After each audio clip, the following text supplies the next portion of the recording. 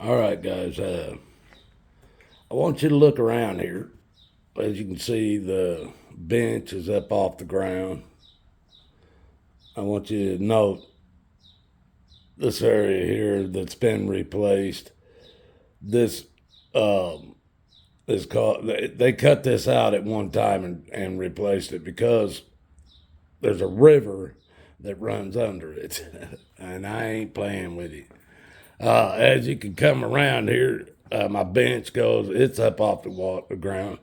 I even have skids, complete platform around all the way over underneath the tarp there. I want you to see this.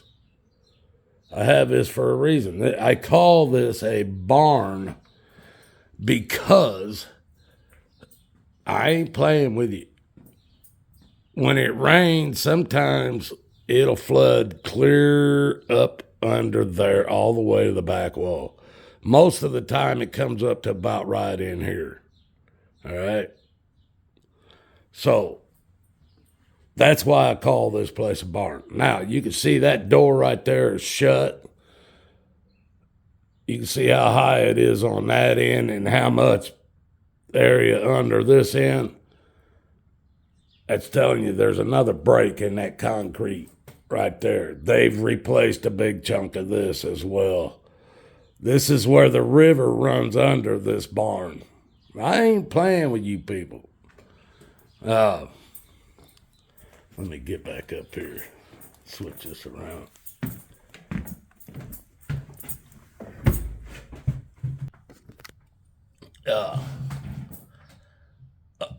I ain't playing with you.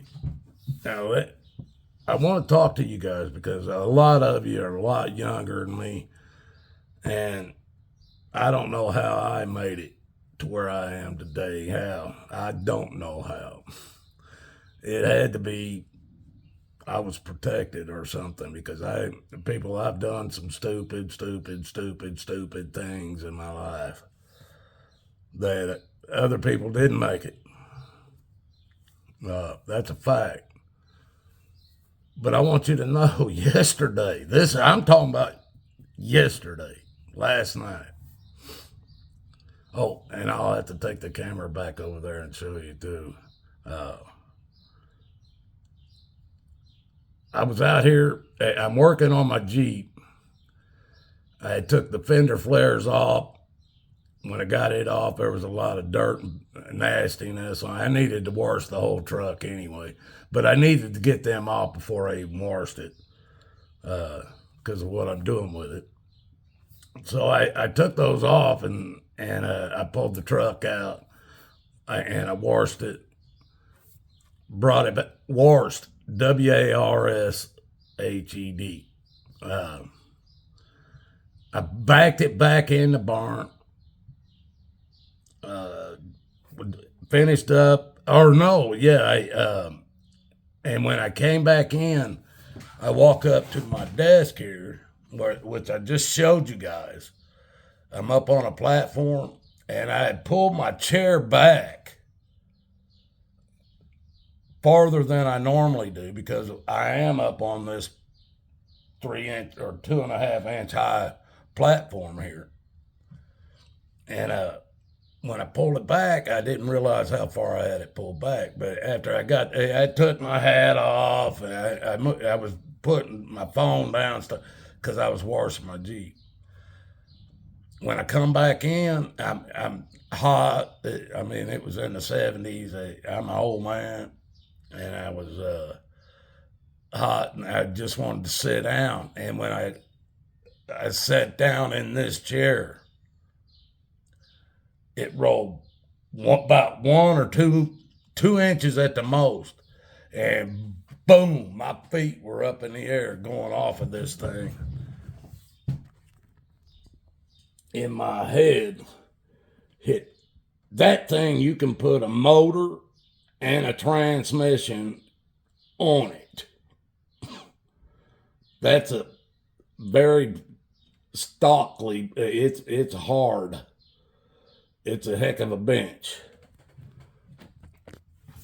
Well, when I my old ass sat in this chair, and I leaned back. It rolled back about that far, and there I went backwards.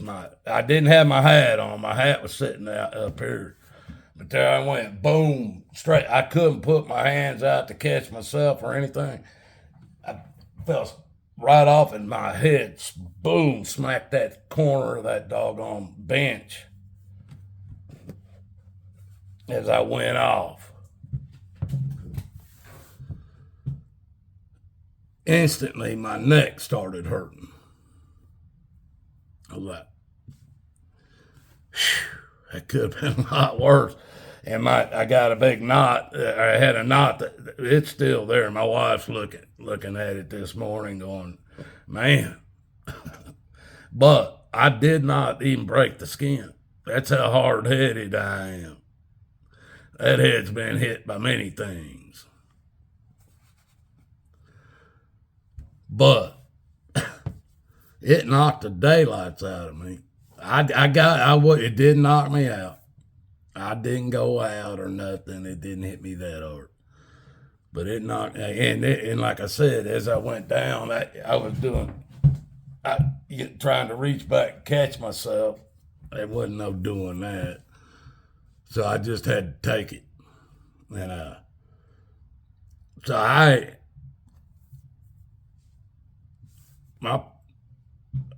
my family worries about me enough, so I didn't even talk about it. I got up. I sat there for a minute, I think, smoked a couple cigarettes, went out, went in the house, went to bed. Basically, folks, it was like 5:30, 6 o'clock. I just went to bed. I was hurting. Took some Tylenol and stuff. My wife had some pizza in there when I went in. I had a few pieces, and I just went to bed. Now, my daughter pulls in a little bit later. She's sitting right in front of the barn, right in front of that door right behind me here. And she thinks I might even be in here, and she hears a boom out here, some kind of loud noise. And she's like, what the heck? And so she calls my phone. My phone's plugged in, and I'm in bed. I ain't answering no phones. I don't answer my phone when I'm in bed. So she comes in, her mother's in here, my wife, and she's going, I just heard something big, something hard fell out there in the barn. She's going, well, he's in there in bed. So they go out, they take my garage door open, and they try to open up the door, and the door won't open. And finally, my daughter, she walks over when they push the button and kind of help the door come up. But they went in and looked, and they're looking, can't figure out what fell, because my daughter said she heard something loud.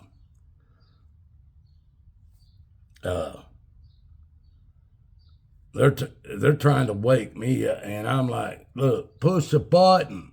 Push the button. They're going like, we can't get the garage door open. I'm going to push the button. And that was it. And they figured, they did what they did. And they got in, but they couldn't find nothing.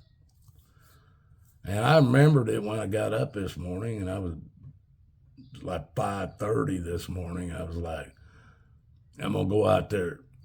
Because they go, well, we couldn't find nothing. The door wouldn't go up until my daughter grabbed it and was helping it go up.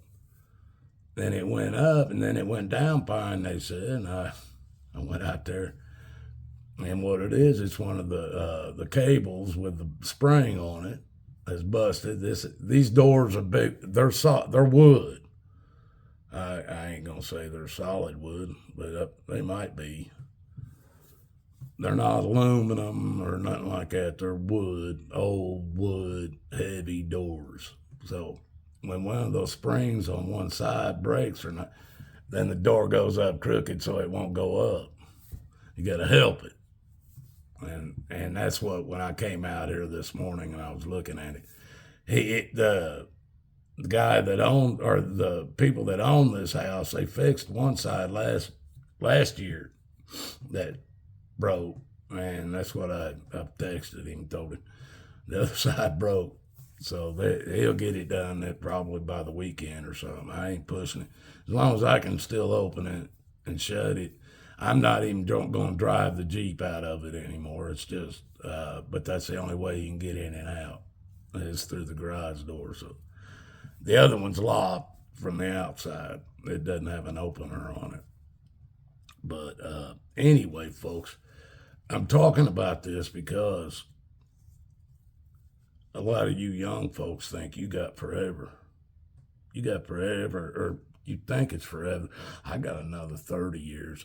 Even if the worst comes to worst, I got another 10 years. I'm sure a lot of you will say that. A lot of you. Now, I told you this other stuff so I can tell you this. I just had somebody last month that was considered family to my blood family since probably his age was about 16, 17.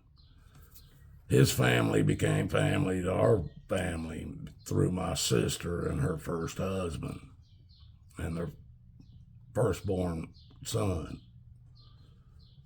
at about 18.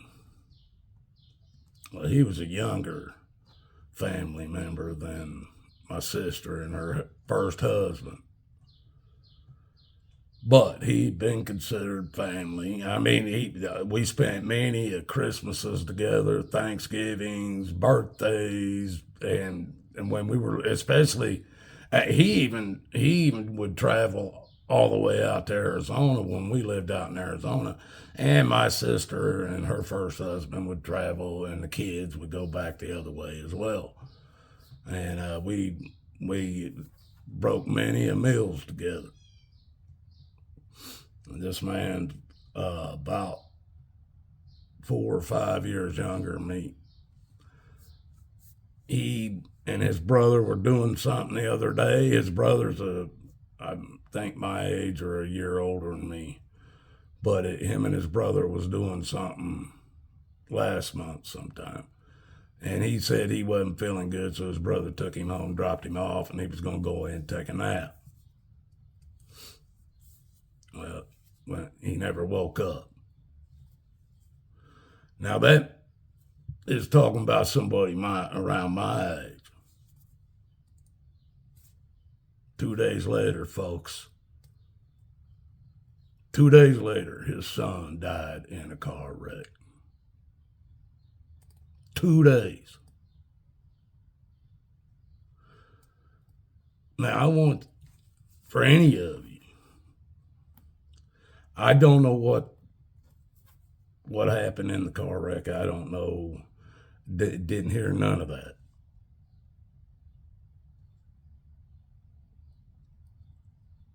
How many of you think you got another 10, 20, 30, 40 years? You're not guaranteed tomorrow. You might not wake up tomorrow.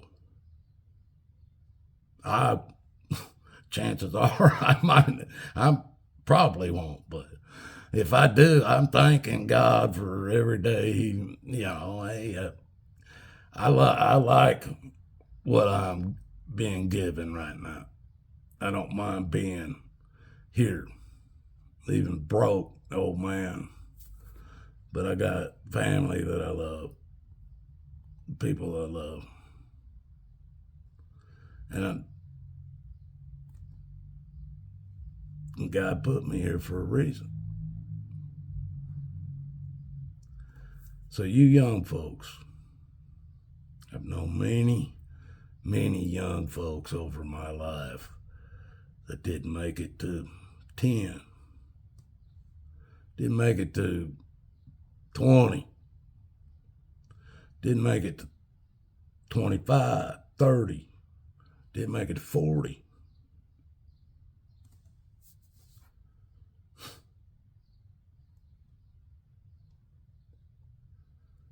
And you all have convinced yourself, oh, I can get my head right when I'm in my 50s, like what Tati did. Folks, don't do it like I did it. Your life could be so much better if you do it before you're in your 50s. Believe me. If I would have known this, that I could have what I have today with peace of mind and everything else, I would have done this 50 years ago. Love you guys. God loves you. No one's promised tomorrow. Don't believe me? Watch and see. Every day that goes by, I hear more and more people around me that are dying and gone, younger than me, some older. No one's promised tomorrow. Seek Jesus. Seek Jesus if you want that.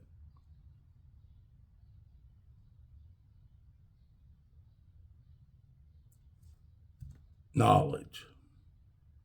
That's all I can call it, is knowledge, because it's so much stuff combined into one thing. It's called knowledge. If you want that knowledge, seek Jesus. Whether you like me or not, I'm telling you, seek Jesus. Don't listen to me. Seek Jesus. Love you guys. Till next time.